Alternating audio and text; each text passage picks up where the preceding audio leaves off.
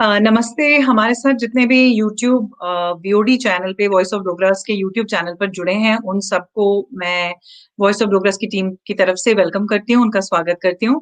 आज का जो हमारा इवेंट है, जो हमारा सेशन था, वो हमने रीस्केड्यूल किया। इसके लिए पहले तो मैं आपसे माफी मांगूंगी, गलती मेरी ही है। आज जैसा आप जानते हैं, अक्टूबर का महीना जम्मू कश्मीर के किसी भी रहने वाले के लिए एक बहुत इंपॉर्टेंट महीना है, क्योंकि ये हमारी हिस्ट्री में आई वुड से कि ये ब्लैक मंथ है। ऐसी बहुत सारी चीजें हुई जिसकी वजह से इंस्ट्रूमेंट ऑफ एक्सेशन साइन हुआ, लेकिन उसके पहले जो प्रीसीडिंग इवेंट्स थे वो इतने दर्दनाक थे और इतनी जो कहते हैं कि गोरी थे, कि उन चीजों पर, इतिहास के उन पन्नों को हमको दोबारा पलटना पड़ता है, उनको समझना पड़ता है क्या हुआ क्या। और जिन लोगों ने कुर्बानियां दी, जिन लोगों ने जम्मू कश्मीर को बचाने की, इस रियासत को बचाने की कोशिश की, जैसे ब्रिगेडियर राजेंद्र सिंह, ऐसे लोगों के बारे में बात करना बहुत जरूरी हो जाता है। तो आज दिन भर एक्चुअली बहुत सारे वेबिनार्स चल रहे थे, पर आज हम महाराजा गुलाब सिंह के बारे में बात करेंगे, क्योंकि ये 2028 साल 228th बर्थ एनिवर्सरी आज महाराजा गुलाब सिंह जी की, ये उनकी जन्म दिवस है। एंड हमने सोचा कि इस बर्थ एनिवर्सरी पे काफी आर्टिकल्स निकलते हैं। हमने वॉइस ऑफ डोगरास पर भी कुछ वीडियोस शेयर किए हैं, इसके पहले साल भी हम कुछ इन्फॉर्मेशन पोस्टर्स शेयर करते आ रहे हैं ताकि लोग उनको जाने, और खासकर जो हमारा यूथ है वो उनको जाने। लेकिन आज हमने अपने साथ महाराजा गुलाब सिंह के ऊपर बात करने के लिए, डोगरा इतिहास पर बात करने के लिए एक बहुत स्पेशल गेस्ट को आमंत्रित किया है, उनको इनवाइट किया है। वो है समीना राजा। और वो स्पेशल इसलिए है क्योंकि हम दोनों डोगरा बहनें हैं, लेकिन मैं बॉर्डर के इस पार हूँ और वो उस पार हैं। क्योंकि समीना राजा जी जो हैं वो आती हैं मीरपुर के इलाके से, पीओजेके के इलाके से। और हमने सोचा कि हमारे यूजुअल गेस्ट को ना बुलाकर आज वॉइस ऑफ डोगरास पे हम समीना जी से बात करेंगे, क्योंकि वो एक राइटर हैं, वो एक पॉलिटिकल एक्टिविस्ट हैं। और शायद मेरे लिए डोगरा इतिहास पर या जम्मू कश्मीर पर लिखना और बोलना जितना आसान है, उतना आसान समीना जी के लिए नहीं है। उनके लिए ये करना बहुत मुश्किल है, और उसके बावजूद मैं कहूंगी कि वो एक असली डोगरन है, वो एक असली डोगरा स्त्री हैं, कि वो हिम्मत के साथ डोगरा इतिहास के बारे में बात करती हैं। और जितने हमारे महाराजा हुए या जो हमारी सोशो पॉलिटिकल सिचुएशन हुई, उसके बारे में बहुत सच्चाई के साथ बात करती हैं। तो समीना जी, मैं आपको वेलकम करती हूँ। आप पहली बार आज हमारे वॉइस ऑफ डोगरास के यूट्यूब चैनल पर हैं। हमारी पूरी टीम की तरफ से मैं आपको वेलकम करती हूँ। मुझे बहुत खुशी हो रही है, क्योंकि मेरी और आपकी अक्सर बात होती है, लेकिन इस तरह से हमने कभी कोई कॉन्वर्सेशन रखी नहीं जिसको हमने पब्लिक किया हो। और बहुत बहुत वेलकम आपको। बहुत शुक्रिया मनु सिस्टर, आपका और आपकी पूरी टीम का, कि आपने मुझे ये आज महाराजा गुलाब सिंह जी के जन्मदिन के मौका पर मुझे बोलने का मौका दिया। मेरी तरफ से सबको नमस्ते, सत श्री अकाल, जय देवा जी, एंड गुड आफ्टरनून, एंड अस्सलाम वालेकुम व रहमतुल्लाहि व बरकातहू। जी, समीना जी, आज जैसा आपको पता होगा, काफी सारी चीजें जम्मू कश्मीर में या जम्मू, खासकर जम्मू प्रोविंस के लोगों ने काफी सारे इवेंट्स रखे हुए होते हैं। आज एक मेमोरियल लेक्चर भी था जो महाराजा गुलाब सिंह जी की जो रिसर्च सेंटर है उन्होंने ऑर्गेनाइज किया था। सुबह हरबंस सिंह समयाल जी ने एक बहुत ही अच्छा लेक्चर दिया महाराजा गुलाब सिंह जी के ऊपर। हम सब जानते हैं कि वो फाउंडर थे जम्मू कश्मीर स्टेट के। हमें पता है कि आज जो रियासत हम देखते हैं या जो मैप हम बनाते हैं, इतनी बड़ी रियासत, कई बार उसको डिस्क्राइब किया जाता है कि वो फ्रांस, जो हम एक इंडिपेंडेंट कंट्री है, उससे बड़ी रियासत ये थी। और इसके जो बॉर्डर्स थे वो सेंट्रल एशिया को छूते हैं, वो रशिया, अफगानिस्तान, इन सारे बॉर्डर्स को छूते हैं। इतनी बड़ी रियासत बनाना ये कोई मजाक की बात नहीं है। और ये तब हुआ, ये तब 19th सेंचुरी में हुआ, जब जो ये इस तरह के इंडिपेंडेंट प्रिंसली किंगडम्स थे, चाहे वो मराठा हों, चाहे वो मुगल हों, ये सब गोरखास हों, ये सब खत्म हो रहे थे। इनके जो पावर सेंटर्स थे ये वीक पड़ चुके थे, इनके पास कुछ बचा नहीं था, क्योंकि ये ब्रिटिशर्स के साथ लड़ रहे थे। ऐसे समय में शायद सिख एम्पायर था जिसने अपने आप को बुलंद किया, लेकिन वो जितनी जल्दी या जितनी स्पीड से वो बुलंदगी में पहुंचे, उन्होंने बुलंदगी को छुआ, लेकिन बहुत जल्दी वो ड्रॉप भी हुआ। ऐसी सिचुएशन में, ऐसे 19th सेंचुरी में शायद सबसे रिमार्केबल महाराजा गुलाब सिंह रहे। उन्होंने इतनी बड़ी रियासत बनाई, एक कुछ नेगोशिएशन भी वो करते रहे ब्रिटिशर्स के साथ, जिसकी वजह से वो इंडिपेंडेंट, काफी हद तक उन्होंने अपनी ऑटोनॉमी मेंटेन करके रखी। उसके पहले भी जो जम्मू हिल्स के राजा थे, उन्होंने मुगलों के वक्त से भी अपनी किसी न किसी डिग्री की ऑटोनॉमी मेंटेन की थी, लेकिन सब अलग-अलग थे। अलग-अलग छोटे-छोटे हिल किंगडम्स थे और महाराजा गुलाब सिंह ने सबको कंसोलिडेट किया और इनफैक्ट बहुत आगे तक उन्होंने ये बाउंड्रीज को, वो इतनी जंगें लड़ी और जाके वो लेकर गए। तो आप क्या फ़ील करती हैं महाराजा गुलाब सिंह के बारे में? जब आप सोचती हैं उनके बारे में, आपको आपका पहला सेंटिमेंट क्या है उनके लिए?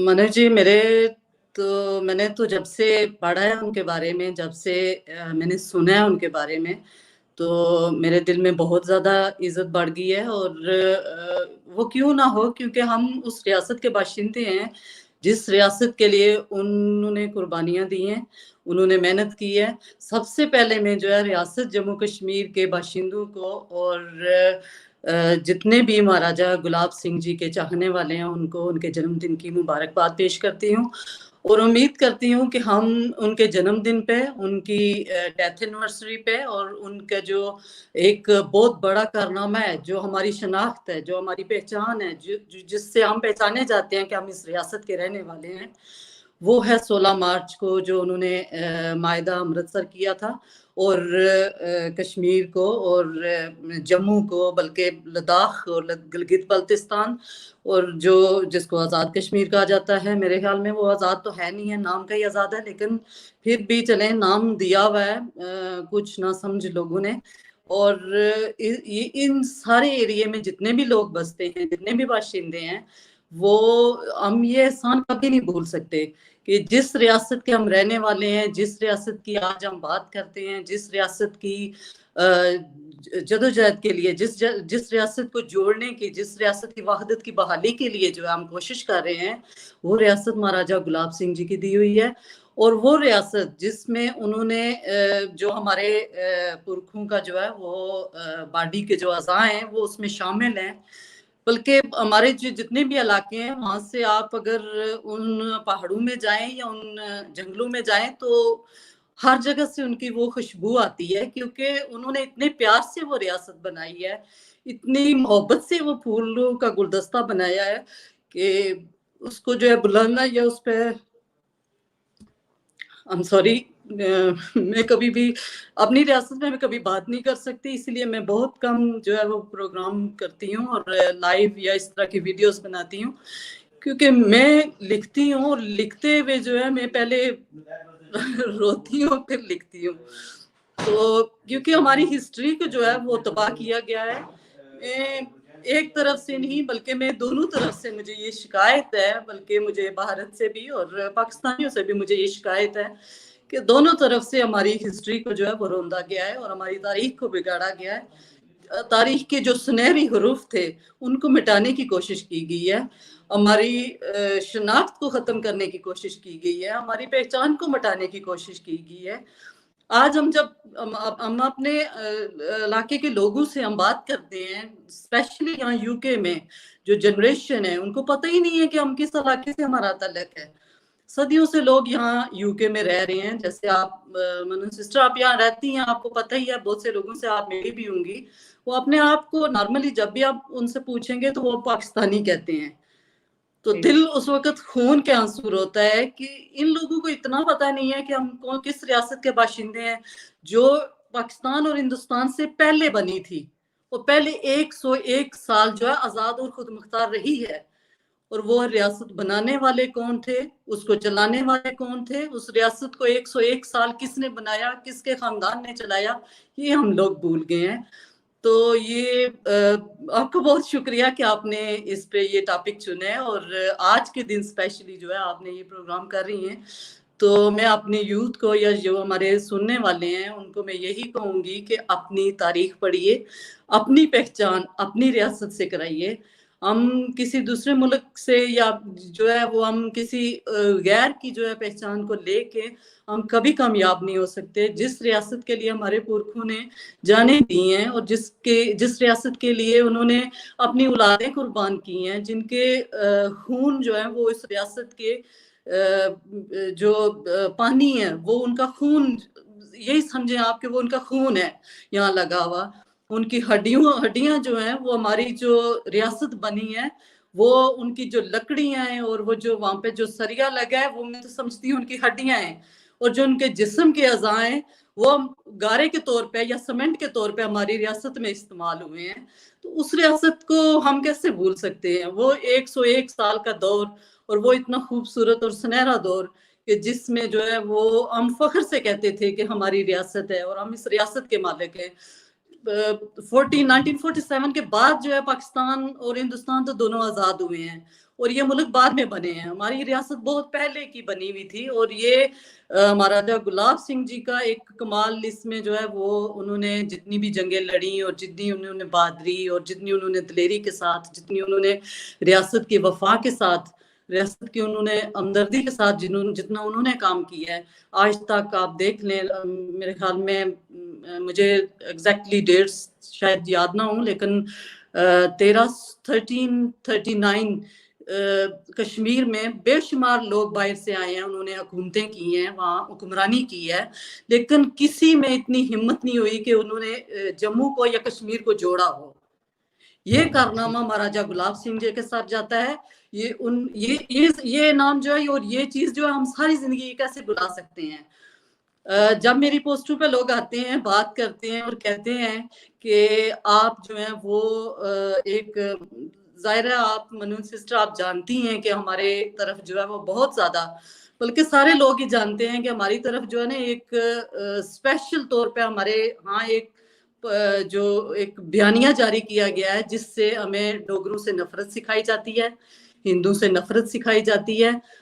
ये चीजें जो है ये हमारे लिए इतनी नुकसानदेह हैं कि हमारी आने वाली जो नस्लें हैं उनके लिए ये समझना बहुत जरूरी है कि हम जिस मुल्क के बाशिंदे हैं वो इन्हीं हिंदू डोगरों ने बनाई हुई हैं।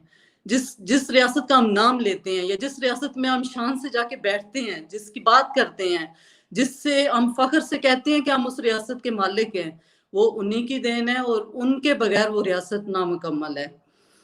और आगे हम बात करते हैं जहाँ तक महाराजा गुलाब सिंह जी के जो कारनामे हैं या फिर वो कैसे किस तरह जो है वो इस पोजीशन तक पहुंचे, और उन्होंने जो है वो उनका राज तिलक, और उसके बाद उन्होंने जो है वो गद्दी संभाली, रियासत जम्मू कश्मीर की महाराजा बने। जी, उसके पहले समीना जी मैं बोलना चाहूंगी, ऑल्दो ये जो हमारे टाइम जो हमने रीस्केड्यूल किया तो ये भारत के लिए, इंडिया के लिए काफी लेट हो गया है, लेकिन फिर भी मुझे कुछ कमेंट्स पढ़ने को मिल रहे हैं। मैं सोच रही थी जब हमने रीस्केड्यूल किया कि चलो कोई बात नहीं, ये प्रोग्राम हमारे यूट्यूब चैनल पे रहेगा और हम फिर कल भी प्रमोट करेंगे क्योंकि लेट हो गया। उसके बावजूद मुझे कुछ कमेंट्स पढ़ने को मिल रहे हैं, लोग आपके इमोशन को रिस्पेक्ट कर रहे हैं। वो आई थिंक आपकी इमोशंस को उन्होंने आवाज में पहचाना है आपको, और वो ये उसकी कदर कर रहे हैं, क्योंकि ऐसे the emotions of Samina ji reflect the true sentiment, really appreciate. ये अनिल गुप्ता जी का कमेंट है, मैंने अभी आपको जस्ट पढ़ के सुनाया। तो साहिल वर्मा ने कहा है ट्रूली अंडरस्टैंड यू।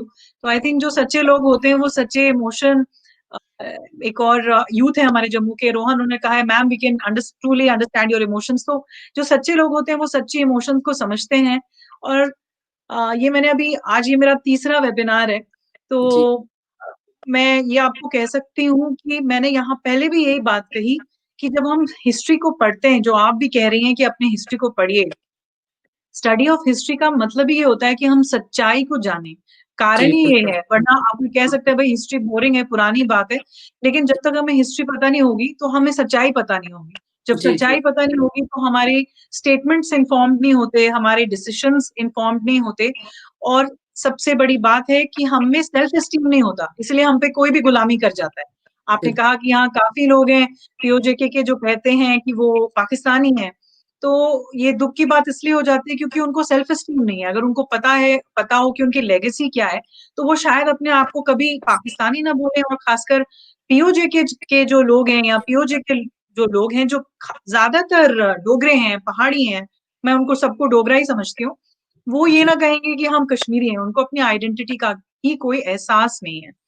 तो मैं आपसे ये पूछना चाहूंगी समीना जी, क्योंकि मैंने भी अक्सर देखा है, मैं पब्लिक स्पेस में आती हूँ और कई बार ऐसे व्हाट्सएप ग्रुप में मुझे बिना पूछे इंक्लूड कर लिया जाता है जहाँ पे रियासत के हर जगह के लोग होते हैं, और कहीं वो जो गुफ्तगू होती है, कॉन्वर्सेशन होती है, वो पहुंचते पहुंचते ऐसे मुकाम पे पहुंचती है कि डोगरों को गालियां पड़ना शुरू होती हैं।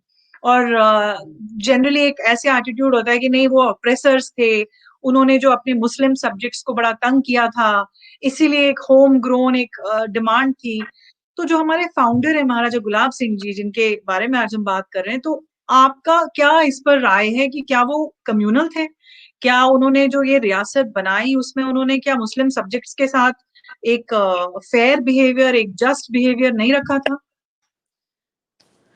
मनु सिस्टम, मुझे तो कोई ऐसी चीज नहीं लगी। ऑब्वियसली जो देखने वाले हैं या जो सुनने वाले हैं वो तो यही कहेंगे कि आपको जो अक्सर मुझे ऐसे कहते रहते हैं कि आपको डोगरों से इतनी मोहब्बत है कि आप उनकी गलतियों को छुपाते हैं।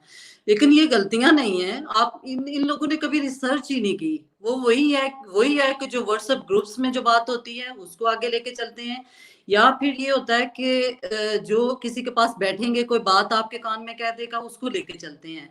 हमारे लोगों की बदकिस्मती है कि पढ़े लिखे लोग भी, मुझे तो जो बेचारे पढ़ नहीं सकते उनसे तो गिला ही नहीं है, वो तो कुछ भी कह सकते हैं। लेकिन गिला उन लोगों से है जो पढ़े लिखे हैं, वेल एजुकेटेड पर्सन। वो जब इस किस्म की बातें करते हैं, रियासत के बारे में बात करते हैं या रियासत बनाने वालों के बारे में बात ऐसे करते हैं, तो बहुत दुखद बात होती है और कभी भी बर्दाश्त नहीं हो सकती। मेरी अक्सर जो है इस किस्म की बहसें जो है मेरी पोस्टों पे चलती रहती हैं, और मैं ऐसे लोगों को जवाब भी देने की कोशिश करती हूँ। लेकिन वो कहते हैं ना कि जिन्होंने कहना है कि दूध का रंग काला है, उन्होंने कहना है काला ही काला है। बस ये एक जो बीच में एक बात आ गई है, ये है कि डोगरे बुरे हैं तो बुरे ही बुरे हैं, उनको कोई अच्छाई नजर नहीं आती। अब शुक्र है अल्लाह का कि जो है थोड़ी बहुत ये सोशल मीडिया की वजह से, या फिर ये जो आजकल ये जो व्हाट्सएप ग्रुप्स और इनमें जो गुफ्तगू होती है, वो हमने भी एक दो जो बनाए हुए हैं उसमें भी हम जो बातचीत करते हैं, बहुत लोगों में फर्क पड़ा है। बल्कि ये नेशनल इक्वलिटी पार्टी जो बनी है सजाद राजा साहब की, ये पार्टी बनी इसी नजरिए पे है कि रियासत जो है हमारी, वो हम इस झंडे को, जो महाराजा गुलाब सिंह जी की रियासत का, मुतीदा रियासत की आखिरी निशानी हमारे पास बची है, जो आप मेरे पीछे फोटो में भी देख रहे होंगे लगा हुआ है झंडा, ये मेरे घर में भी रहता है और अक्सर मेरे प्रोग्रामों में मेरे बाजू पे होता है। तो ये झंडा जो है, ये इसी झंडे के नीचे हमने रियासत को मुत्हिद करना है और इंशाल्लाह मुत्हिद होगी, ये मेरा ईमान है। और मेरी कोशिश है, मैंने अपने हिस्से का दिया जलाना है, और बाकी लोग जो कहते हैं कुछ बदले हैं कुछ बदलेंगे, और इंशाल्लाह बहुत फर्क पड़ेगा। लेकिन जहां तक महाराजा गुलाब सिंह जी की है, वो महाराजा गुलाब सिंह जी का जो एक एहसान है जो उन्होंने रियासत हमें बना के दी, चला के दी। कोई भी हिंदू होने की वजह से हम उनसे नफरत नहीं कर सकते, क्योंकि इस्लाम हिंदू से या किसी मजहब से नफरत नहीं सिखाता। ये हमें वो किताब सिखाती हैं जो हमारे जो सब्जेक्ट्स में शामिल कर दी गई हैं, जो हमारे स्कूलों में डिलीवर की जाती हैं। ये वो सबक है, ये जो नफरत का सबक पाया जाता है, क्योंकि हमारी जो असल हिस्ट्री है उसको जला दिया गया है, उसको खत्म कर दिया गया है। जिंदगी में कभी भी जो है ना, आप किसी कॉलेज में जाके या किसी भी यूनिवर्सिटी में जाके, आप पीओजे के में आप किसी यूनिवर्सिटी में चले जाएं, आपको कोई किसी सब्जेक्ट में महाराजा गुलाब सिंह जी का नाम नहीं मिलेगा, या आपको कायदे आजम के 14 निकात पढ़ने को मिलेंगे। लेकिन जो कारनामे महाराजा गुलाब सिंह जी के हैं और जो इन्होंने रियासत बना के दी, जो कुछ उन्होंने जो है सेक्रीफाइसेस किए, उसके बारे में आपको कुछ नहीं पता चलेगा। जो हमारे आखिरी हुक्मरान थे महाराजा हरि सिंह जी, उनके जो एहसान है हमारी कौम पे और हमारे मुल्क पे और हमारी रियासत पे, तो जो उन्होंने कुर्बानियां दी, जो उन्होंने जो कुछ किया, आज तक कभी किसी ने नाम नहीं लिया इस चीज का। अब शुक्र अल्लाह का कि ये सोशल मीडिया की मेहरबानी है कि इसकी वजह से काफी फर्क पड़ा है, और इंशाल्लाह जब तक हम जिंदा हैं कोशिश करते रहेंगे और काफी तब्दीलियां आएंगी। समीना जी, मुझे लग रहा है कि ये एक कॉमन चीज है डोगरों में, क्योंकि मैंने भी आज दिन में कम से कम 2 बार ये बात कह दी है कि थैंक गॉड सोशल मीडिया आ गया है। तो जो डोगरों की जी आवाज होती है, मतलब जैसा आपने सजाद भाई की पार्टी के बारे में बात की, वैसे मैं कह सकती हूँ कि वॉइस ऑफ डोगरास ये बनाने जी की जरूरत ही तभी पड़ी थी कि जब हमें लगा कि हमारी आवाज नहीं जा रही है, वरना जी बनाने की जरूरत नहीं पड़ती अगर ऐसा नहीं होता। जी तो ये हमें बनाने की जरूरत पड़ी, और उसके बाद थैंकफुली सोशल मीडिया का दौर आया, डिजिटलाइज हुई बहुत सारी चीजें, और हम अलग अलग प्लेटफॉर्म पे अपनी बात रख पा रहे हैं। जी वरना जी पता नहीं हमारे बारे में कैसी झूठ बोले गए होते, और कितनी ये जो ब्रिलियंट हिस्ट्री है इसका पता ही नहीं होता। मैं जी इंडियन जी सब कॉन्टिनेंट के हिसाब से भी अगर महाराजा गुलाब सिंह जी की कॉन्ट्रीब्यूशंस देखूं तो इतनी बड़ी जियो स्ट्रेटेजिक कॉन्ट्रीब्यूशन महाराजा गुलाब सिंह की रही है, उसके लिए तो इंडिया को भी ग्रेटफुल होना चाहिए या अवेयर होना चाहिए। और नेशनल मेन स्ट्रीम में उनकी बात नहीं होती, इसलिए मैं कह रही हूँ ये जी बात जी कि बिल्कुल कितनी बड़ी चीज है, क्योंकि जिस जम्मू कश्मीर जिन 3 बॉर्डर्स को टच करता है, जी जी यहाँ अगर कंट्रोल नहीं होता तो फिर पता नहीं क्या होता। वो जो कहते हैं ना कि वो मेजर अकबर खान ने लिखा है अपनी रेडर्स इन कश्मीर में कि वंस एक श्रीनगर था, उसके बाद दिल्ली था। दिल्ली तो था ये बिल्कुल जो श्रीनगर और दिल्ली और इसके पहले जो एक फ्रंट लाइन पे जो थे वो डोगरा सोल्जर्स ही थे, बिल्कुल उन्होंने कुर्बानियां दी। एंड इनफैक्ट अगर हम एक्सपेंशन देखें, जो महाराजा गुलाब सिंह ने स्टेट को जो एक्सपैंड किया, जो हम देखते हैं कि 1830 से लेके 1840 तक धीरे धीरे वो लद्दाख गए, फिर उसके बाद वो और आगे गिलगिट बाल्टिस्तान, मतलब ये जो इलाका था, फिर जी तिब्बत तक जाना 1840 वेस्ट तिब्बत में जाना जी 1840s में। ये उनकी क्या कोशिश थी? कोई बोलेगा अरे ये इनके एक्सपेंशनिस्ट आइडियाज थे, ये डोगरे एक्सपेंशनिस्ट महाराजा थे इसीलिए अपने बॉर्डर्स बढ़ा रहे थे, जैसे हम चाइना जी को आज एक्सपेंशनिस्ट कहते हैं।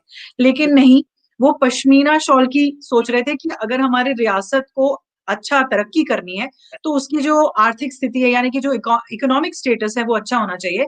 और पश्मीना को अगर बेचना है तो वो जो सिल्क रूट था उस पे हमारा कंट्रोल होना चाहिए, तो रियासत में लोगों के पास खाने पीने को रहेगा, रोजगार बिजनेस मिलेगा रोज बिल्कुल जी एग्जैक्टली बिल्कुल। जैसे कि अवाम के लिए उन्होंने अवाम के लिए सोचा था, सिर्फ डोगरों की वो रियासत नहीं थी, बल्कि उस दौर में आज के दौर से वो दौर बहुत अच्छा था। वो इसलिए अच्छा था कि उस दौर में नफरत नहीं थी लोगों के दिलों में, एक दूसरे के जनाजों में शरीक होते थे, एक दूसरे की खुशियों में शरीक होते थे, एक घर के एक बर्तन में खाते पीते थे।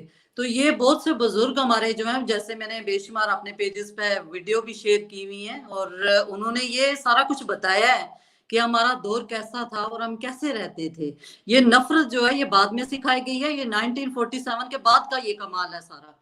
और उसके बाद अब 75 साल हो गए हमें तरसते हुए कि हमारी पहचान किधर गई, हमारी रियासत किधर गई, हमारी शनाख्त किधर गई।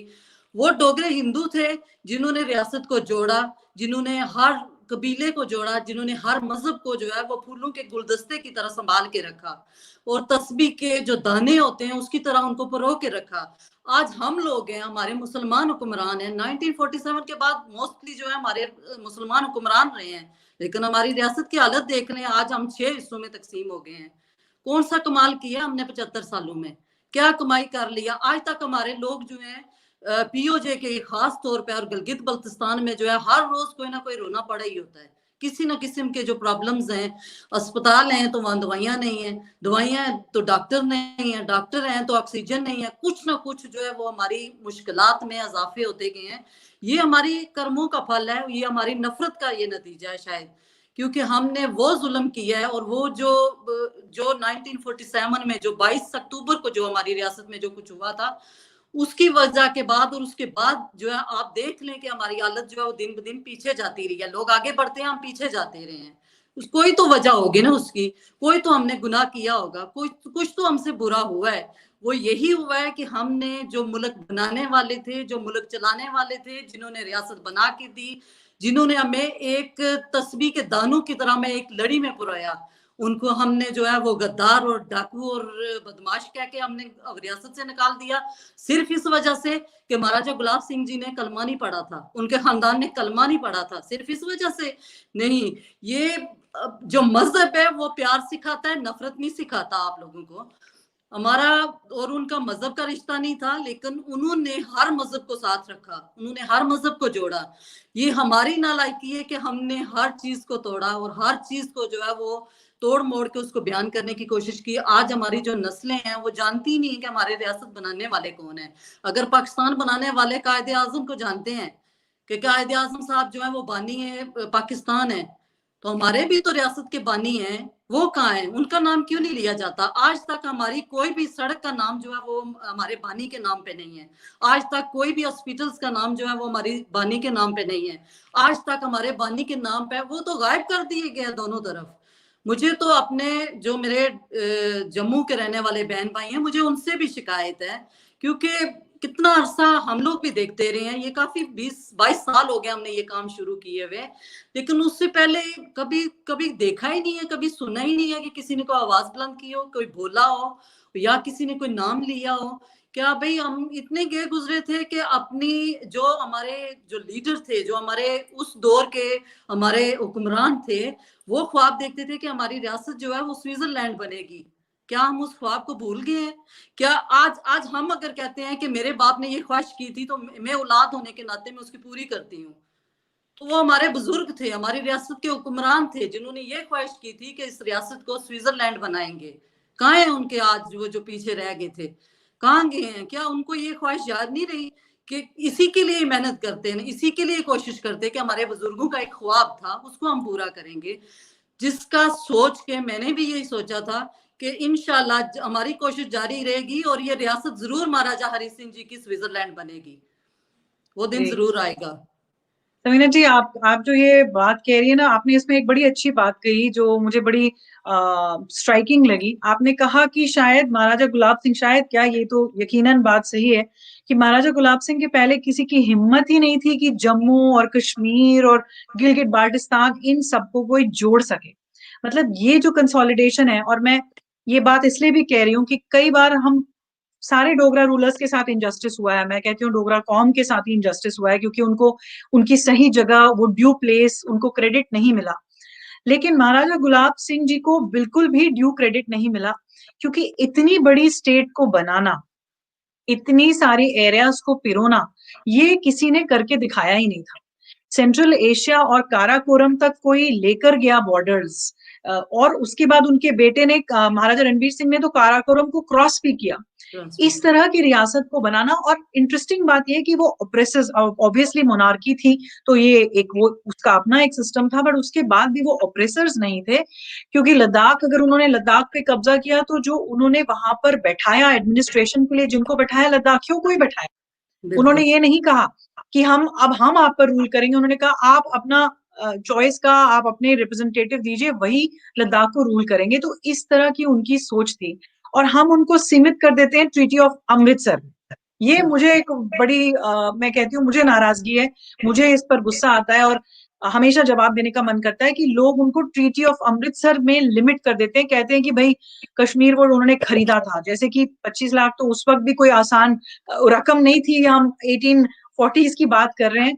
लेकिन सबसे बड़ी बात, हम जानते हैं कि वो जो वादी कश्मीर है वो कितना छोटा हिस्सा है हमारी रियासत का, शायद 15% वो हिस्सा है। कभी जो लोग उनको बोलते हैं कि ट्रीटी ऑफ अमृतसर में कश्मीर ले लिया, कभी नहीं सोचते कि भाई अगर जिसके साथ ट्रीटी बनाई भी जाती है तो वो बराबर का आदमी होता है। मैं किसी मीरपुर या जम्मू के बाजार के बड़े अमीर व्यापारी को नहीं आके ब्रिटिशर्स बोलेंगे कि चलो तुमको मैं कश्मीर देता हूँ, मुझे पैसे दे दो। कोई काबिल महाराजा था इसीलिए उनके साथ ट्रीटी हुई। ऑफ कोर्स अगर हम हिस्ट्री में जाते हैं तो उन्होंने लाहौर कोर्ट की वॉर इंडेमनिटी भी दी थी, एक ट्राइपार्टाइट ट्रीटी थी सिख एम्पायर की, जो वो पूरा नहीं कर सके थे, और महाराजा गुलाब सिंह ने कहा कि मैं पूरा करूंगा, लेकिन मेरी रियासत पर मुझे रूल करने की फ्रीडम होनी चाहिए। आज वही महाराजा गुलाब सिंह को गालियां पड़ती हैं, बिकॉज अनफॉर्चुनेटली हमारी हिस्ट्री हम हमें छोड़कर बहुतों ने लिखी है। सिख हिस्टोरियंस ने भी इनजस्टिस किया है, बाकी भी जिन्होंने लिखा उन्होंने जस्टिस नहीं दिया, पर ये हम नहीं सोचते कि वो ट्रीटी और ट्राइपार्टाइट जो ट्रीटी थी वो उन्होंने रिस्पेक्ट की, ताकि वो अपनी रियासत को बचा सकें, उसके अंदर जो लोग रह रहे थे उनको आजादी से वो रह सकें, ये सारी कोशिशें उन्होंने की थी। एंड वो Maharaja Gulab Singh is not limited to the treaty of Amritsar, he consolidated a very very big area, इतना बड़ा स्टेट उन्होंने बनाया। तो ये आपको क्या लगता है कि जो लोग एक बस वो ट्रीटी ऑफ अमृतसर का एक वो लेबल लगा देते हैं महाराजा गुलाब सिंह पर? ये तो मेरे साथ बहुत दफा हो चुका है, और मैंने बेशुमार इसके लिए जंग लड़ी है एक किस्म की सोशल मीडिया पे, क्योंकि बहुत से लोग जब कहते हैं ना कि उन्होंने बेच दिया था या खरीद लिया था, ऐसा कुछ नहीं हुआ था। उनको रियासत से प्यार था, इसलिए उन्होंने रियासत को और कश्मीर को जोड़ने के लिए, देखें वो जम्मू के जो डोगरे हैं, जम्मू पे हमेशा से शुरू से जो है वो डोगरों की हुकूमत रही है, वहां किसी और ने हुक्मरानी नहीं की। कश्मीर में तो फिर भी बाहर से लोग आते रहे हैं, लेकिन जो डोगरे हैं वो उन्होंने जम्मू पे शुरू से डोगरों के खानदान ने जो है हुक्मरानी की है, और महाराजा गुलाब सिंह जी जो है वो उसी डोगरा खानदान से हैं जिन्होंने जम्मू पे हुक्मरानी की है। और जम्मू को और कश्मीर को जोड़ने का कारनामा किसने किया? आज कश्मीरियों को कश्मीरी किसने बनाया? आज जब कश्मीरी कहते हैं कि हम कश्मीरी हैं और हमारा कश्मीर है और हमारा श्रीनगर है, इससे पूछना चाहती हूँ कि आपको कश्मीरी किसने बनाया? ये तो बोल दें कि महाराजा गुलाब सिंह जी ने आपको कश्मीरी बनाया ना, वरना आज तो हम लोग पता नहीं पाकिस्तान में किसी घर में हम बर्तन मांज रहे होते या किसी के घर झाड़ू दे रहे होते। आज तो हमारी कोई हैसियत ही ना होती अगर ये हमारे जो मुल्क के कानून बनाने वाले हैं ये डोगरों ने बनाए हुए कानून है। ये एक और अजीब बात है सिस्टर कि जब बात की जाती है तो डोगरों के बनाए हुए कानूनों पे जंग करने के लिए तैयार हैं लोग, लेकिन डोगरों को मानने के लिए तैयार नहीं है। ये भी एक अजीब सी सोच है हमारे लोगों की कि जब हम ये कहते हैं कि हम ये जो 35A है या 370 है ये चीजें हैं, पहले ये तो सोचो कि ये बनाई किसने है, किसने बनाई है, किसने अप्रूव कराई है, किसने जो है वो पाबंदी लगाई थी कि रियासत में जो है बगैर इजाजत के, बगैर जो है वो एक फॉर्म था फिल करने के, वो रियासत में दाखिल नहीं हो सकता। ये कानून किसने बनाया था? रियासत का कोई हिस्सा बाहर के लोग खरीद नहीं सकते, ये कानून किसने बनाया था? ये रियासत को बचाने वाली बातें थी। वो हुक्मरान थे, अगर वो इंडिया को देना चाहते तो वो सारी सी रियासत दे सकते थे, अगर वो पाकिस्तान को देना चाहते तो वो सारी रियासत पाकिस्तान को दे सकते थे, लेकिन वो रियासत के हमदर्द थे और असली वारिस थे। रियासत को वो बचाना चाहते थे, रियासती अवाम को बचाना चाहते थे, और मैं कहती हूँ रियासत में बसने वाले हर कबीले को वो शनाख्त देना चाहते थे। इसलिए उन्होंने ये सारी जंग लड़ी है और आज वो गालियां खाते हैं। गालियां वो इसलिए खाते हैं क्योंकि उन्होंने एक रियासत बना के, और जैसे मैंने आपको कहा है कि एक गुलदस्ते के रूप में हमारे लोगों को वो रियासत बनी हुई मिली है। अगर ये धक्के खा के पाकिस्तान की तरह या फिर बाकी मुल्कों की तरह अगर ये धक्के खा के ये कुछ बनाते ना, तब इनको कदर होती इनको चीजों की। इनको बनी बनाई एक रियासत मिली थी जो 47 के बाद हमने आस्ता आस्ता उसके 6 टुकड़े कर दिया, उसको बिखेर दिया। लेकिन जो बनाने वाले हैं उनको हम जो है वो पता नहीं, मुझे तो कभी समझ नहीं आई कि ये हमारे दिमाग कब जो है वो, कब हमारी जो दिमाग की बंद खिड़कियां हैं वो कब खुलेंगी और कब हम ये सोचेंगे कि जिस मुल्क की हम बात करते हैं, जिस मुल्क के हम बाशिंदा रियासत की बात करते हैं, जिस मुल्क में बनाए गए हम कानून की बात करते हैं, वो किसने बनाए थे, वो किसके नाम से चल रहे हैं। जब हम वहां तक जब बात जाती है तो फिर बात जो है वो फिर आगे पीछे करना शुरू कर देते हैं। ये एक और भी बात मैं आपको यहाँ पे क्लियर करना चाहती हूँ कि हमारी रियासत को जो जब भी मैं कोई आर्टिकल लिखती हूँ या कुछ, तो वहां ढेर लग जाता है किताबों का। मुझे कोई शौक नहीं है, मैंने कोई किताब नहीं अपनी आज तक जो है, मेरी कोई ख्वाहिश नहीं है कि मेरी किताब बने। वो इस वजह से कि किताबें जो बनी हुई हैं वो सब झूठ के पलंदे हैं, सब झूठ लिखा हुआ है। उसमें एक भी बात आप पूरी जितने भी दानश्वरों की, दोनों तरफ के दानश्वरों की आप किताबें पढ़ लें, लेकिन उसमें जो है कहीं ना कहीं डंडी जरूर मारी गई है। तो वो उस चीज को क्लियर करने के लिए हमने जो एक कदम उठाया था उसको हम पूरा करेंगे, और अपनी जो हमारी आने वाली जनरेशन है जो, उन तक हम ये सच्चाई पहुंचाएंगे कि आप जो है वो इसकी इस जो हमारी एक तारीख है इसको मजबूत करें, अपनी तारीख पढ़ें, अपनी तारीख का मुतालिया करें। और कॉलेज यूनिवर्सिटी में जाते हैं आजकल तो फिंगर टिप्स पे जो है हर चीज मिल जाती है, कहीं जाने की जरूरत नहीं है। तो अगर हम ये भी हिम्मत नहीं कर सकते, हम लोगों के बैठ के हम गाली गलौज कर सकते हैं, किसी की बुराइयां कर सकते हैं, किसी को खराब करने के लिए उसको किसी के साथ जोड़ सकते हैं, लेकिन एक अच्छा काम करने के लिए हमने कभी कोई जो है ना वो कदम नहीं उठाया जिससे कोई ऐसा भी हो कि जिससे हमारा आखिरत भी संवरे और दुनिया में भी हमारे लिए कोई अच्छा हो जाए। तो ये एक बहुत बड़ी गलतफहमी है, और हमारी जो तारीख है उसमें हमेशा से और आज तक जितनी भी आप किताबें उठा के देख लें, हमारी रियासत की जो रकबा है उसी को दुरुस्त नहीं कहा गया। उसको जो है हमेशा से 74,400 क्या 71,481 या क्या 86,000, हाँ जी। हाँ ये लिखा जाता है, लेकिन हमारी रियासत का जो रकबा है वो असल जो रकबा है वो 85,806 मरबा मील है। जो ये वही रियासत है जो महाराजा गुलाब सिंह जी ने बनाई थी, और 101 साल ये रियासत आज़ाद और खुद मुख्तार रही है, और मुत्तहिद रियासत जो है वो इस झंडे के नीचे जो है वो रियासत रही, और इस झंडे के साथ जो है वो हर कौम, हर कबीले और हर मजहब के साथ रही है। तो बड़े प्यार से लोग रहते रहे हैं। इसकी तारीख को हमने बिगाड़ा है, इसके जोग्राफिया को हमने बिगाड़ा है, इसके जो है वो जो है बनाने वालों को हमने खराब करने की कोशिश की है। लेकिन मेरे ख्याल में तारीख अपने आप को मनवा लेती है, और वो वक्त आ रहा है कि ये तारीख अपने आप को मनवाएगी कि जो जी सच्चे लोग हैं वो हमेशा बाहर आएंगे। जी, बिल्कुल।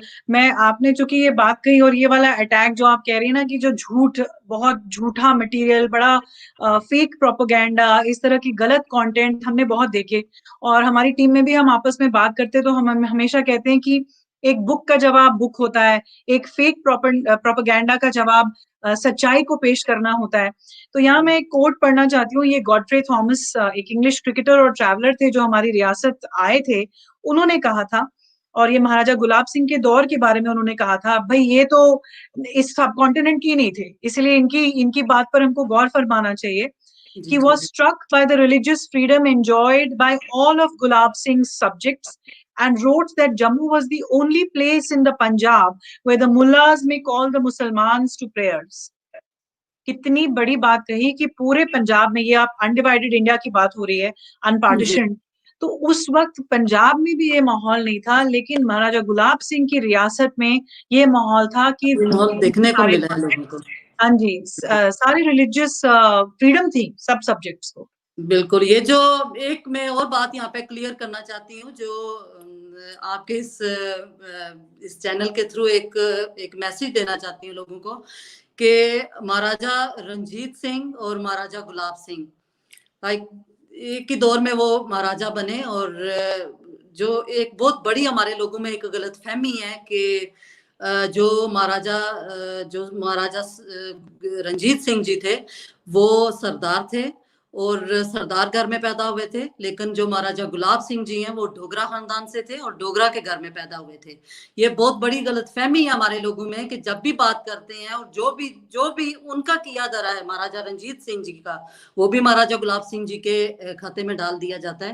तो ये बहुत बड़ी गलतफ़हमी है हमारे लोगों में, इसको दूर होना चाहिए और ये जो दोनों को मिला के जो बात की जाती है, हाँ, वो उनकी फ़ौज में ज़रूर गए थे और अपने अच्छे कारनामों की वजह से और अपनी दयानतदारी और वफ़ादारी की वजह से वहाँ उन्होंने कामयाबी हासिल की और उसी फ़ौज में रह के, पंजाब की फ़ौज में रह के उन्होंने अपनी एक डोगरा फ़ौज बनाई, जिसकी वजह से जो है वो महाराजा रणजीत सिंह जी ने जो उनसे मुल्तान का किला फ़तह नहीं हो रहा था, जो मुल्तान का किला है वो तकरीबन 1819 में जो वो उनसे फ़तह नहीं हो रहा था, तो 1819 में महाराजा गुलाब सिंह जी ने अपनी डोगरा फ़ौज के साथ उस किले को फ़तह किया और उसके इनाम में फिर उनको जो है वो फ़ौज का जर्नैल बनाया गया। वो सब उनकी अपनी अक्लमंदी की वजह से था। वो इस वजह से नहीं था कि वो महाराजा रणजीत सिंह के साथ जो है वो उनके कोई रिलेशन था या उसकी वजह से था या इस तरह, वो उन्होंने अपनी बहादुरी की वजह से, अपनी अक्लमंदी की वजह से और अपने जो उनके कारनामे थे उसकी वजह से जो है उनके जो अच्छे कारनामे से, क्योंकि उन्होंने जितनी भी जंगें लड़ी हैं वो कभी भी नाकाम नहीं हुए, हर जंग उन्होंने जीती है और वो अपने बलबूते पे जीती है और उन्होंने अपने बलबूते पे फिर डोगरा फौज बनाई और 2 जंगें जो हैं वो डोगरा फौज के साथ लड़ी हैं। एक तो वो पेशावर में जो फतह उनको हुई और दूसरी जो 1819 में जो है वो मुल्तान फतह किया उन्होंने, मुल्तान का किला फतह किया। तो वो अपने ही कारनामों की वजह से जो है वो प्रमोट भी होते गए और उसके बाद जो है 17 जून को जो उनको महाराजा रणजीत सिंह जी ने आके तिलक लगाया, वो भी इसी खुशी में लगाया और उनको जो उनके जब जीत सिंह जी को जब हार हुई थी, तो वहाँ भी महाराजा गुलाब सिंह की इतनी उम्र तो नहीं थी, लेकिन फिर भी उन्होंने जो है वो जो बहादुरी के कारनामे वहाँ पे किए, तो उस वजह से वो है उनके कारनामों को देख के या उनकी जो बहादुरी को देख के महाराजा रणजीत सिंह जी ने उन्हें ऑफर किया था कि मेरी फौज में आप आएँ। तो जो कुछ भी उन्होंने किया वो अपने बलबूते पे किया, अपनी लायकी की वजह से किया। वो किसी की देन नहीं थी, ना ही वो जो है वो जो अब जब हमारे यहाँ जो बात की जाती है तो जो महाराजा रणजीत सिंह जी के किए हुए काम है, वो भी महाराजा गुलाब सिंह जी के खाते में डाले जाते हैं, तो ये एक गलतफ़हमी है, इसको मैं दूर करना चाहती थी। जी, ये एक बहुत अच्छा पॉइंट है क्योंकि अगर हम देखें तो महाराजा गुलाब सिंह जी पर जो फ़ोकस ही आया, तो उस वक़्त वो सिर्फ़ 16 साल के थे और गुम्मट की लड़ाई हुई थी, बैटल ऑफ गुम्मट, जहाँ वो सिख्स के साथ ही लड़ रहे थे क्योंकि वो सिखों ने जम्मू पर अटैक कर दिया था और जी, वहाँ इतनी बहादुरी से लड़े वो 16 साल की उम्र में कि वहाँ पर उनको नोटिस किया गया कि ये कौन सोल्जर है, इसकी इतनी अच्छी सोल्जरली स्किल्स हैं। तब जी, उनकी बात जाके लाहौर कोर्ट में हुई एंड ऑफ कोर्स उनका इक्वेशन जो रहा, जो उन्होंने मेहनत की, वो सब उनकी उनकी काबिलियत पे था जैसा आपने कहा। मुल्तान की आपने बात की तो मुल्तान में वो एक किस्सा बहुत फ़ेमस किस्सा ये है कि महाराजा रंजीत सिंह के कोई फ़ेवरेट सोल्जर थे, वो बिल्कुल मुल्तान के फोर्ट के बाहर बिल्कुल गिर गए थे, उन पर अटैक हुआ था। तो कोई आगे बढ़ के जा नहीं रहा था, और महाराजा रंजीत सिंह कह रहे थे कि उनकी बॉडी वापस लेकर आओ, ये मेरा फेवरेट सिपाही है। तो सिर्फ महाराजा गुलाब सिंह गए और उनकी बॉडी वापस लेकर आए। तो उनको जो टाइटल दिया जाता है कि वो एक सोल्जर स्टेट्समैन थे, यानी कि वो एक वॉरियर भी थे, बहुत काबिल वॉरियर भी थे और बड़े काबिल स्टेट्समैन भी थे, इसमें कोई शक नहीं है कि वो बिल्कुल, इतने ये सच है। और सरदार रंजीत साहब जो थे वो उन्होंने महाराजा गुलाब सिंह के कामयाब सफारतकारी के बाद 1820 में, शायद अगर मैं गलत नहीं हूँ, तो 1820 में ही जो है वो उन्होंने, महाराजा गुलाब सिंह जी ने कहा था कि पंजाब के गवर्नर जो है वो थे हमारे रियासत में, तो उन्होंने कहा था कि उसके बाद के जो है हमारी रियासत से जो है उस गवर्नर को वापस बुलाया जाए। और वहां फिर उन्होंने जो महाराजा गुलाब सिंह जी के वालिद थे किशोर सिंह जी, उनके हवाले वो जो है वो रियासत की। तो उनके जाने के बाद फिर जो है महाराजा गुलाब सिंह के जो है वो तिलक के जो है वो प्रोग्राम हुआ, और महाराजा रंजीत सिंह ने वो रियासत जो है उसके हुक्मरान महाराजा गुलाब सिंह जी को बनाया। तो देखिए ये सारे काम उनके अपने ही बहादुरी के हैं, और उन्होंने अपने बलबूते पे किए हैं। और वो बड़ी उम्र में नहीं, छोटी सी उम्र में भी जो है वो इसी तरफ लगे थे, और उन्होंने हमेशा से जो है वो रियासत की बेहतरी का पहले सोचा है। अगर वो बाहर गए हैं या पंजाब फौज में रहे हैं या कहीं उनके साथ महाराजा रंजीत सिंह जी के साथ रहे हैं, लेकिन उन्होंने अपनी रियासत की बेहतरी के लिए उन्होंने हमेशा सोचा है। और उन्होंने मायदा अमृतसर के ये साबित कर दिया दुनिया के सामने कि जो है मेरी रियासत जो है वो, उन्होंने मायदा 16 मार्च को जो 1846 में जो मायदा हुआ था, उसके बाद जो है हमारी रियासत जो है वो रियासत जम्मू कश्मीर, बल्कि रियासत जम्मू कश्मीर भी नहीं, रियासत जम्मू कश्मीर अक्साय तिब्बत आज बनी है, और जिसका हम फखर से हम नाम लेते हैं, तो ये महाराजा गुलाब सिंह जी की देन है।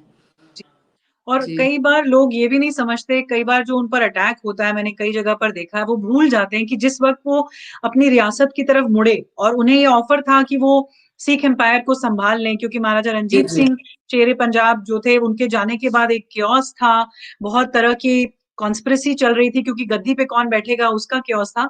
तब उनको कहा गया था कि वो बैठ सकते थे, लेकिन उन्होंने कहा नहीं, मैं वापस अपनी रियासत जाऊंगा और उसको संभालूंगा। और इतना उन्होंने किया एम्पायर के लिए। उनके भाइयों की मौत हो गई, ये सिख लाहौर कोर्ट की कॉन्स्पिरेसी में उनके बेटे की मौत हो गई। ये सब धक्का सहने के बावजूद भी वो वापस गए, उन्होंने इतने प्यार से रियासत बनाई और उसको संभाला। ये हमें पढ़ना चाहिए, तब हमें इससे हमें लेसन में मिलता है कि वो कौन से महाराजा थे जो इतनी बड़ी रियासत वो छोड़ के गए। 101 साल डोगरा राज रहा, जहां मैं बार बार कहती हूँ कोई कन्वर्जन नहीं हुई, डेमोग्राफिक चेंज नहीं हुई, एक्सोडस नहीं हुआ। हिंदू माइनॉरिटी में थे, हिंदू महाराजा थे, लेकिन उस स्टेट में हिंदू माइनॉरिटी में ही रहे, किसी को कोई दिक्कत नहीं थी। तो ये जो एक सेक्युलर जेनेटिक पूल है, मैं तो कहती हूँ ये डोगरा जीन्स में है सेक्युलरिज्म। क्योंकि जब मैं अपने आप को आइडेंटिफाई करती हूँ, आज पहले भी एक जगह में बोल रही थी कि मैं अपने आप को जब कहती हूँ तो मैं कहती हूँ मैं डोगरा हूँ। मैं डोगरा मुसलमान या डोगरा हिंदू ऐसी बात मेरे दिमाग में नहीं आती। आप कश्मीरी पंडित, कश्मीरी मुसलमान फिर भी सुनते हैं, डोगरा ऐसी बात पहले नहीं सोचता है, उसको दिमाग में सिर्फ डोगरा आता है। तो ये एक हमारा सेक्युलर फैब्रिक है और ये हमारे जीन पूल में ये चीज है। तो ये तो किसी को शक नहीं रहना चाहिए अगर कोई झूठी अफवाहें, क्योंकि अगर आपको किसी पे रूल करना है तो या तो आपको उसका सेल्फ एस्टीम खत्म करना पड़ता है या फिर उसको आपको झूठ बोलना पड़ता है। शॉल इंडस्ट्री, झूठ से मुझे याद आया, जब कश्मीर से झूठ निकलता है डोगरा महाराजाओं के लिए, तो शॉल इंडस्ट्री की जो बात होती है, जो मैंने पश्मीना की कही, उनको जलालाबाद और पेशावर का ऑफर था, ब्रिटिशर्स ने कहा था ये ले लो और हमें लद्दाख दे दो। तब महाराजा गुलाब सिंह ने कहा था कि द आइडिया इज कि मुझे जॉब्स क्रिएट करने अपने स्टेट में, तो मुझे सिल्क रूट पर कंट्रोल चाहिए, क्योंकि पश्मीना हम वहां से भेजेंगे। और पश्मीना शॉल इंडस्ट्री भी, कश्मीर में जो क्राफ्ट्समैन थे, जो कारीगर थे, उनका बुरा हाल था इसके पहले जो सिख रूल और मुगल रूल होकर गए थे। तो उन्होंने वहां पे चेंजेस की। तो जो शागिर्द थे, जो स्लेव्स हुआ करते थे मास्टर्स के, अपने जो मास्टर टेलर या जो मास्टर क्राफ्ट्समैन होता है, वो आजाद हुए उससे। तो ये सारी चीजें हम याद नहीं करते, हमें झूठ बोल दिया जाता है। और अनफॉर्चुनेटली ये मेरी भी शिकायत है, जैसे आपने कुछ शिकायतें जाहिर की समीना जी, मेरी भी शिकायत है स्पेशली हमारे यूथ से, चाहे वो इस पार हो या उस पार हो, कि वो पढ़ते नहीं है ज्यादा, वो किताबें नहीं पढ़ते और वो लिखते नहीं है और बोलते नहीं है। मेरी ये कोशिश है कि हमारे राइटर्स भी निकलें, खूब पढ़े वो, और वो स्पीकर्स भी निकलें, क्योंकि उनको आगे ये बात लेके जानी है, उन्होंने ही हिस्ट्री करेक्ट करनी है। हमने कोशिश शुरू की है, या हमसे पहले हमारे बुजुर्गों ने कोशिश शुरू की है, बट ये आगे बढ़ानी भी है। तो इस पे एक सवाल भी आया था अभी कि आप क्या सोचते हैं कि ये जो गैप है अंडरस्टैंडिंग में, या गैप है हिस्ट्री को जानने में, ये कैसे ठीक हो सकता है? जैसे हम लोग कोशिश कर रहे हैं, ऐसे हमारी आने वाली जनरेशन भी कोशिश करेगी, और वो पढ़ेंगे भी, वो देखेंगे भी, वो जानेंगे भी, समझेंगे भी। क्योंकि ये जो जहाँ मैंने मीडिया की बात की है, एक तरफ जहाँ मीडिया सच्चाई दिखाता है या अच्छा करने की कोशिश करते हैं कुछ लोग, वहाँ बुराइयां बहुत ज्यादा हैं। तो हमारी अनफॉर्चुनेटली हमारी जनरेशन का एक मसला है कि हम जो अच्छी एक बात हो रही होती है उस तरफ से हम तवज्जो हटा के दूसरी तरफ हो जाते हैं। तो जब ये लगन से, जब इनको अपने मुल्क से अगर मोहब्बत होगी, ये अपने बड़ों से मोहब्बत करेंगे, अपने बनाने वाले बानी से मोहब्बत करेंगे, अपने दिल में वो प्यार जगाएंगे, तो ये जरूर कामयाब होंगे। क्योंकि हमारे जो बनाने वाले थे रियासत, वो भी हमारी तरह इंसान ही थे, और मेरा अगर खून निकालें और उनका खून निकलेगा तो एक ही जैसा होगा, उसमें कोई फर्क नहीं था। तो अब कैसे फर्क हो सकता है हमारे लोगों में, चाहे वो इधर के हों या उधर के हों, चाहे वो पीओजे के में हो या फिर इंडियन ऑक्युपाइड जम्मू कश्मीर में हो, कहीं भी हो, लेकिन हैं हम एक ही जीन्स है हम सबके, और एक ही जो स्टेट है हमारी, उससे जो हम लोग बिलोंग करते हैं। हमारी सबकी यही कोशिश है कि हमारी अपनी शनाख्त हो, हमारी अपनी पहचान हो, जिसके लिए हमारे बड़ों ने अपनी जानें दी हैं या कुर्बानियां दी हैं, या जिसके लिए उन्होंने इतनी मेहनतें की हैं, तो उनको हम कैसे ज़ाया होने देंगे। तो अगर हम तक ये बात आ गई और हमने ये पौधा लगाया है, तो ये ज़रूर इंशाल्लाह उनमें से कोई ना कोई जो है वो ज़रूर ऐसा निकलेगा जो इसको परवान चढ़ाएगा। और ये आने वाली जो जनरेशन है, ये उन्होंने ये सारा बनाना है, ये उन्होंने ही जो है सारा वापस लाना है, उन्होंने ही जो सारा काम करना है। हमारी तो उम्रें गुजर गई हैं, अब हमने तो जो बात कहनी थी वो कर दी, जो करनी है वो कर रहे हैं। जितना हो सकता है, जितनी हिम्मत है, वो कहते हैं ना, अपने अपने हिस्से का जितना दिया जला सकते हैं वो जला रहे हैं। लेकिन ये जो आने वाली यूथ है, ये सारा कुछ इन्होंने ही करना है। अब इनको अपनी जो है वो आइडेंटिटी खुद फाइंड करनी होगी, और जो बनाने वाले हैं उनको वो मकाम जो है वो दिलाना होगा। क्योंकि जितने भी हमारी रियासत के गद्दार और सहूलतकार रहे हैं बाहर मुल्कों के, उनके नाम से तो सड़कें और अस्पताल और सारे कुछ चल रहे हैं, उनके नाम से तो छुट्टी भी होती है हमारी रियासत में। लेकिन जो हमारी रियासत बनाने वाले हैं, जो चलाने वाले हैं, जो जिस रियासत पे आज बाहर से लोग आके बैठा दिए गए हैं, और बाहर से लोग आके हुकूमतें कर रहे हैं, और बाहर से लोग आके हमारे लोगों की गर्दनों पे पांव रख के बात करते हैं, उनको ये समझ होनी चाहिए। और जब जब ये हमारी यूथ उठेगी, जब उठ के खड़ी होगी, ख्वाब गफलत से ये जागेंगे, तो ये अपना मुल्क जरूर लेंगे। और अपने जो हमारे जो बुजुर्ग जो हमारे गए हैं दुनिया से, जो हमारी ये 101 साल रियासत बना के दे के गए थे, वो रियासत ये वापस लेंगे, और ये इन्होंने ही करना है। और हम भी इनकी हिम्मत है, हम इनके साथ हैं, हमारी जहाँ भी इनको जरूरत है हम हाजिर हैं। लेकिन जो आने वाली नस्लें हैं और उनकी जो शनाख्त है, और उनको बचाने के लिए, अपनी रियासत को बचाने के लिए, मैं हमेशा अपनी जब भी मैं कोई पोस्ट लिखती हूँ उसमें नीचे जरूर लिखती हूँ कि सियासत नहीं, रियासत बचाएं। तो हमने सियासत हमारी ताब है, अगर रियासत है तो रियासत होगी तो आप सियासत करोगे।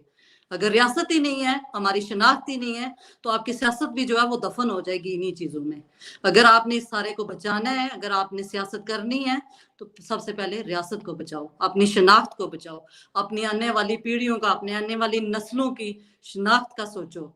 कि वो आने वाली जो नस्लें हैं वो आपसे पूछेंगी कि हम किस मुल्क के बाशिंदे हैं, किस मुल्क के रहने वाले हैं, हम नाम के साथ क्या लिखें।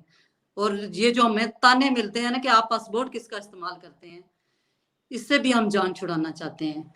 इन चीजों से भी हम जान छुड़ाना चाहते हैं, जो हमें बार बार ये कहा जाता है कि आप खाएंगे कहाँ से, क्योंकि हमारी रियासत में इतने वसाइल हैं कि बाकी मुल्कों को वो चला रही है। तो हम अपने जो उस धरती में लोग पैदा हुए हैं, क्या वो नहीं उस वसाइल पे गुजारा कर सकते? वो उस उन्हीं वसाइल में से वो जो है वो अपनी आमदन भी कर सकते हैं, अपने रोजगार बना सकते हैं। जैसे हमारे महाराजा गुलाब सिंह जी ने अपनी रियासत, बाकी देखें उन्होंने सहूलतें छोड़ के अपने लोगों के लिए रोजगार मुहैया किए थे, और एक जो उन्होंने ऐसी एक समाजी और आजादी देकर अपनी रियासत को जो है वो एक अपने आप को एक लोहा मनवाया रियासत में कि वो उनके होते हुए जो है वो ये सारी चीज़ें मैसर थी। तो हम इतने नालायक नहीं हैं, हम भी उन्हीं की नस्लों में से हैं, तो हम ऐसे कमज़ोर कैसे हो सकते हैं। तो मैं तो कहती हूँ कि जो बाहर के वकील हम करते हैं या बाहर की हम वकालत ढूंढते हैं, अपनी रियासत के हम खुद वकील हैं। जितनी रियासत के बारे में या जितना रियासत का दर्द हम जानते हैं, बाहर का कोई बंदा नहीं जान सकता। बाहर के लोग सिर्फ सियासत करने के लिए आते हैं और वो अपनी सियासत चमकाते हैं और आते और जाते हैं। हम लोगों ने यहाँ नस्लें गुजारनी है, हमारी नस्लों ने यहाँ जिंदगियां गुजारनी है, हमारी नस्लों का सवाल है, हमारी जिंदगियों का सवाल है। हमारी सबसे बड़ी बात है कि हमारी शिनाख्त और पहचान को बचाने की सवाल है। तो इसके लिए हमें खुद खड़ा होना पड़ेगा, हमें खुद लोहा बनना पड़ेगा और हमें हर चीज का मुकाबला डट के करना होगा, तब जाके। वरना हमें गिराने वाले बहुत हैं, पत्थर मारने वाले बहुत हैं। जब हम इन पत्थरों से एक खूबसूरत महल बना के, महाराजा हरि सिंह जी का वो जो ख्वाब है एक उनका, ये मेरा एक आपके चैनल के थ्रू अगर अगर डॉक्टर करण सिंह जी ये मेरा प्रोग्राम देखें तो मेरा उनसे भी ये एक मेरे हाथ जोड़ के मैं उनसे रिक्वेस्ट करती हूँ कि प्लीज प्लीज अपनी रियासत को जोड़ने के लिए, अपनी रियासत की वहदत की बहाली के लिए कोशिश कीजिए। मैंने उनके एक बेटे का मैंने एक इंटरव्यू सुना था, मुझे बहुत अच्छा लगा कि उन्होंने रियासत को जोड़ने की बात की, उसको एक करने की बात की। तो बड़ी खुशी हुई है इस बात की कि और हम इस तरफ हैं पीओजे के लोग हैं, हमारे लोगों से सवाल किया जाता है कि आप लोग तो रोला करते हैं लेकिन वो जो डोगरों का खानदान था वो किधर गया। तो मैं तो समझती हूँ कि खानदान क्या, रियासत जम्मू कश्मीर अक्सा तिब्बता का हर बाशिंदा जो है वो डोगरों का और उसी का खानदान है जिन्होंने रियासत बना के दी है। जिस रियासत के हम आज मालिक हैं, जिस रियासत की हम बात करते हैं, तो उस रियासत का जो रहने वाला बाशिंदा है वो सिर्फ डॉक्टर करण सिंह जी और उनकी औलाद ही नहीं है, हम लोग भी हैं, हम भी उसी में शामिल हैं, हमारा भी उतना ही फर्ज है जितना उनका है। लेकिन उनसे मेरी एक रिक्वेस्ट है कि आप प्लीज प्लीज आप जो है रियासत की वहदत की बहाली के लिए हमारा जरूर साथ दें, हमारी आवाज के साथ आवाज बने और इस रियासत को बचाएं और अपने वालिद का, अपने जो आपके जो बुजुर्ग थे उनका जो एक ख्वाब था कि रियासत जम्मू कश्मीर जो है वो स्विट्जरलैंड बनाऊंगा, वो हम जरूर बनाएंगे इंशाल्लाह। जी समीना जी, अब वक्त भी खत्म हो रहा है, लेकिन मैं आपकी बात से जो मुझे जो लग रहा है कि बड़ी जरूरी पॉइंट आपने कही कि पहले हमें खुद ही पढ़ना है, हमें खुद ही बोलना है। अक्सर हम भी जब बात करते हैं, जो जम्मू के लोग हम आपस में बात करते हैं, तो हम ये जरूर थोड़ी ये तकलीफ जाहिर करते हैं कि हमारे लिए कोई बोलता नहीं है, जम्मू की कोई बात नहीं करता। और मैं हर बार कहती हूँ कि हम प्रॉब्लम्स हमें सबको पता है, लेकिन सोल्यूशंस पर हमें डिस्कशन करना चाहिए। कोई और आके हमारी बात नहीं करेगा, हमें खुद ही अपनी बात करनी पड़ेगी, उसके लिए खुद पढ़ना पड़ेगा, उसके लिए खुद मेहनत करनी पड़ेगी। किसी और पर हम क्यों डिपेंडेंट हैं कि वो आएगा और हमारी बात करेगा। वो अगर बिल्कुल। हमें प्लेटफॉर्म्स नहीं दे रहे हैं, हमें अपने प्लेटफॉर्म्स क्रिएट करने पड़ेंगे। मैंने ये 5 साल पहले एक बार कहा था कि we have to shout from the not shoot shout from the roof tops, we will shout from the roof tops. तो ये हमें जरूर करना पड़ेगा एंड इसके लिए मेहनत करनी पड़ेगी। ये ऐसे अपने आप कोई दवाई नहीं है जो घोल के दे दी और हो जाएगा। एंड इसमें कुछ एक दो पर्सनल सवाल आए थे आपके लिए समीना जी। जी यू जी। कैन चूज टू आंसर और you can choose not to answer, but ये पूछ रहे थे कि आप भाषा कौन सी बोलती हैं, आप डोगरी बोलते हैं, आप क्या बोलते हैं? मेरे घर में उर्दू बोली जाती है और बच्चियां ऑब्वियसली वो इंग्लिश में बात करती हैं, लेकिन मुझे थोड़ी बहुत आती है जुबान, डोगरी भी आती है, पहाड़ी बोल लें, कोई भी जुबान बोल लें।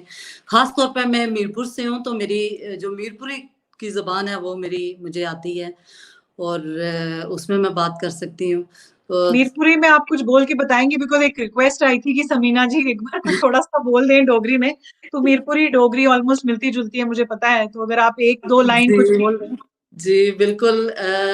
जो हमारी जनरेशन है उसके लिए मैं कुछ बोलूँगी कि हम बच्चों, एक मेरी बात मैं फिर उर्दू बोला क्योंकि हम घर में मोस्टली हाँ उर्दू जी, हाँ जी। बोलते हैं तो उसी मेरी एक गल जो है याद रखना कि अपने बलबूते पे अपने पाँव पे खड़े होंगे तो आपकी अपनी इज्जत होगी, वरना जो दूसरों की तरफ ध्यान रखते हैं ना वो हमेशा गिरते हैं।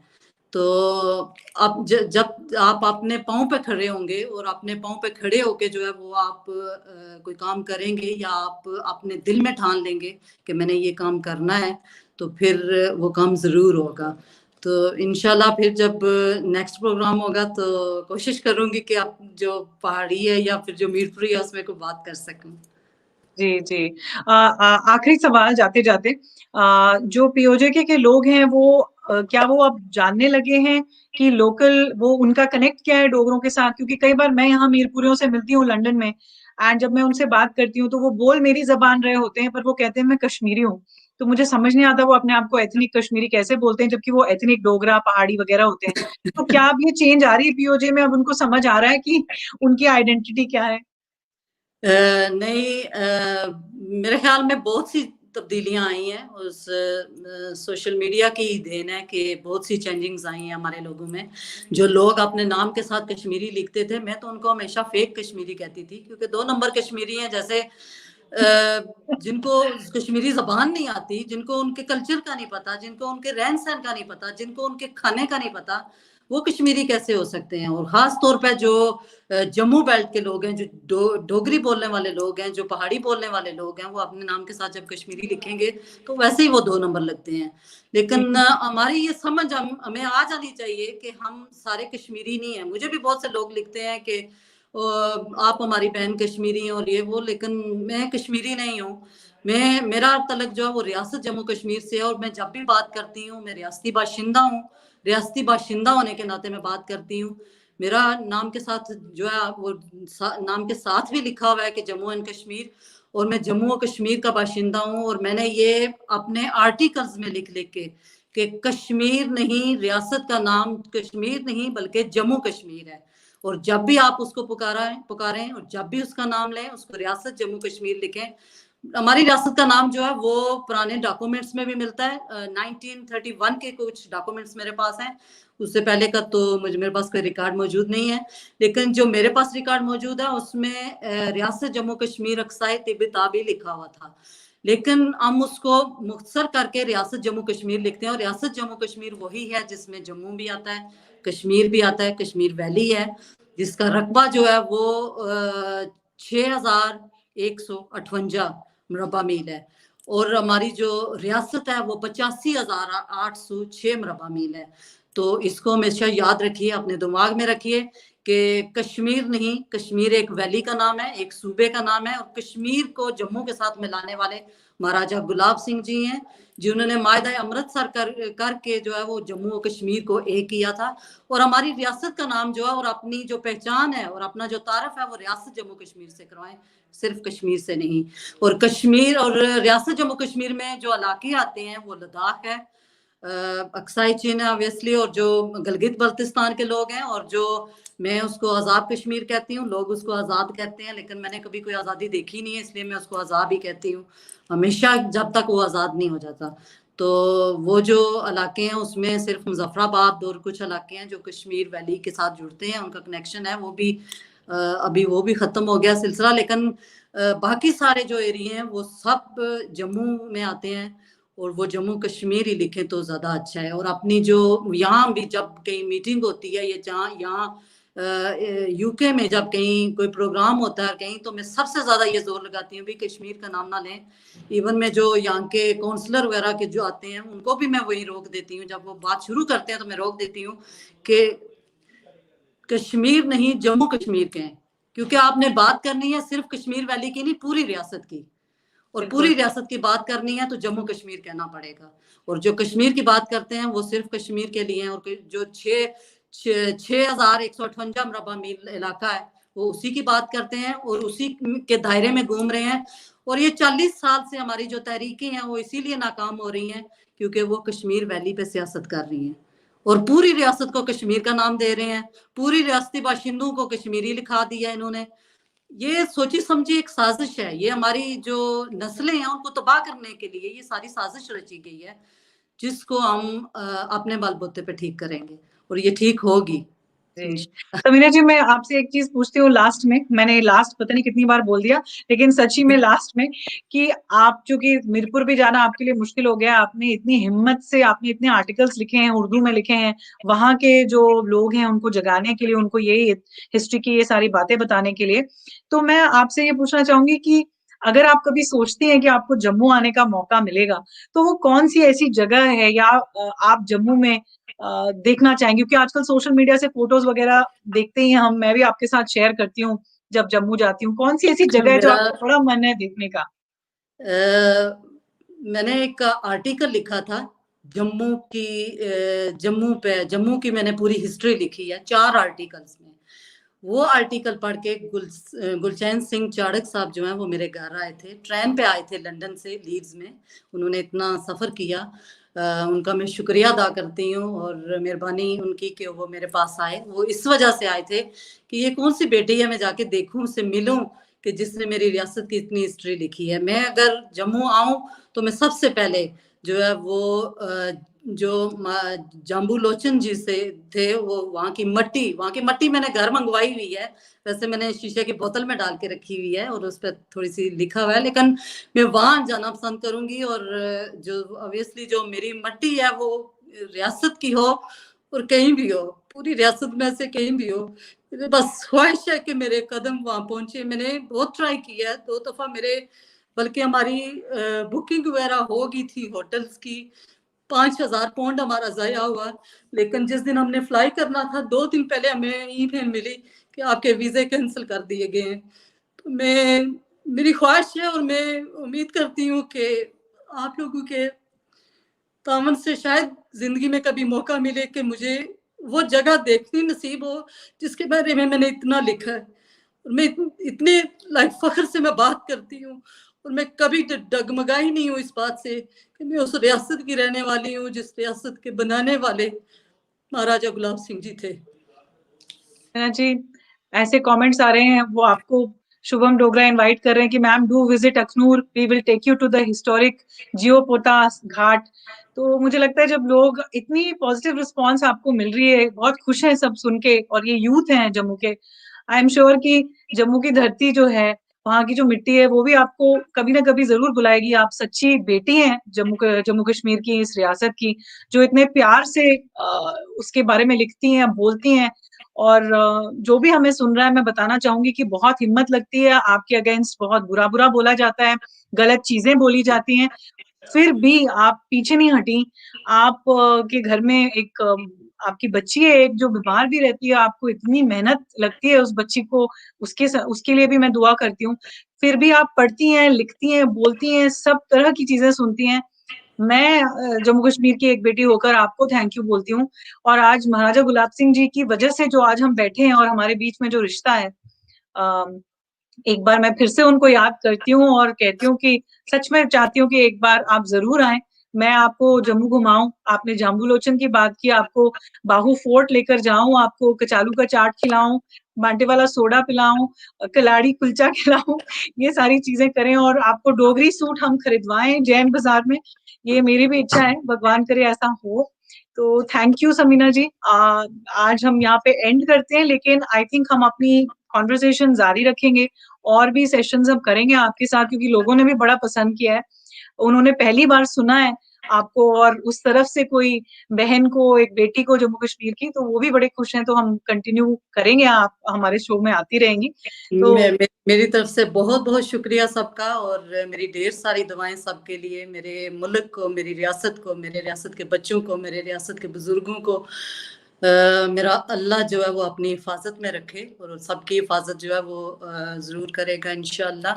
और मेरी ढेर सारी दुआएं आप सबके लिए, और आप सबको जो है वो आने वाली जो जनरेशन है, जो हमारी नस्लें हैं, उनको आज़ाद और ख़ुद मुख्तार रियासत का मालिक बनाए।